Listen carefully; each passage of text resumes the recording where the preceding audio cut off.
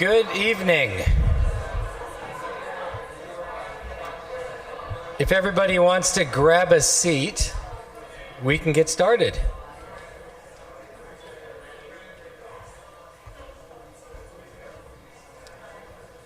So welcome to the third and final town hall meeting of 2019.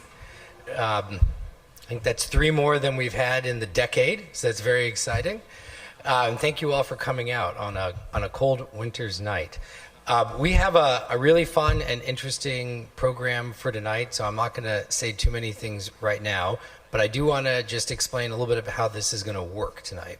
So, our goal tonight is we have a bunch of information that we want to share. We have some exciting images and details about our construction projects that we're going to unveil tonight. We're going to have a really interesting discussion about an important change in governance and lay leadership that's being proposed at PTBE, and then we're going to have some time, hopefully, for some Q&A with Rabbi Dennis and me and our executive director, Kate.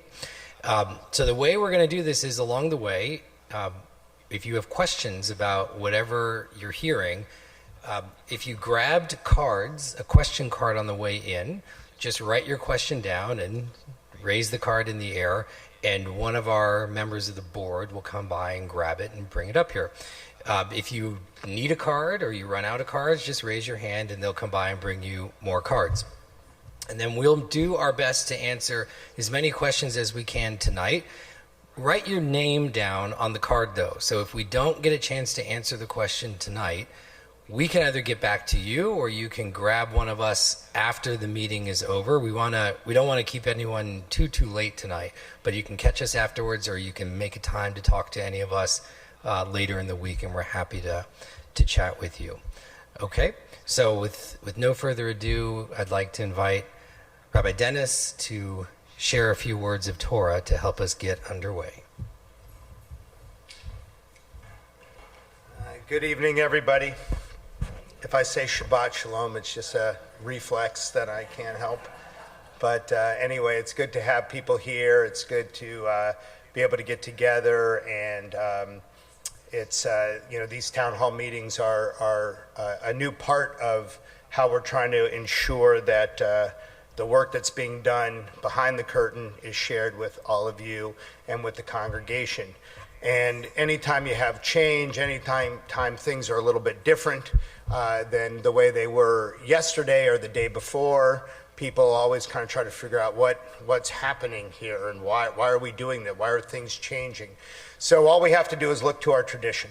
All we have to do is look to Torah to see that is the story of our life, that the idea of changing and moving forward, moving from one place to the next place, whether it was Abraham moving from the land of his parents and moving to a new land where he could start a new people with a new relationship with God, that's one change. And last week our Torah portion was about Jacob and Esau and the wrestling that they went through as brothers.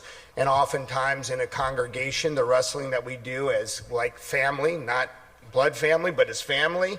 So they wrestled and they figured out how to move past some of their wrestling, how to forgive each other. That's part of that story last week. But then also the story where Jacob, at a place called Bethel, right, wrestles with an angel and realizes that he didn't really know what was going on. And he figures out that in this place, all of a sudden he's realizing that this is a special place. It wasn't a normal place. It wasn't like other places, but it was a special place. And in that place, his name is changed to Yisrael, he who wrestles with God.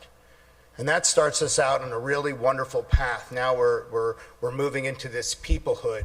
There's a different way of seeing the world than the way we saw it the day before. And then this week's Torah portion is a Torah portion now where Jacob has died, Israel has died, and his sons now, the tribes of Israel, are kind of existing. And there's again sibling rivalry. It seems to be a little bit of an ongoing theme. But in this, Joseph, the second to the youngest, is off and he goes down and he's in Egypt because his brothers stuck him in a pit.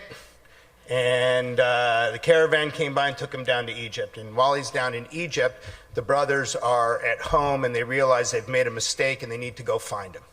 And so on their journey, and this is the part that I want us to concentrate on tonight, on their journey to go find their brother, they walk over to some unnamed place, not on the way to Egypt, but just some unnamed place, and they run into Ha'ish, the man. No name, no background, we don't get any story, just Ha'ish, the man. And then from there, the man says, no, you guys got to go down there.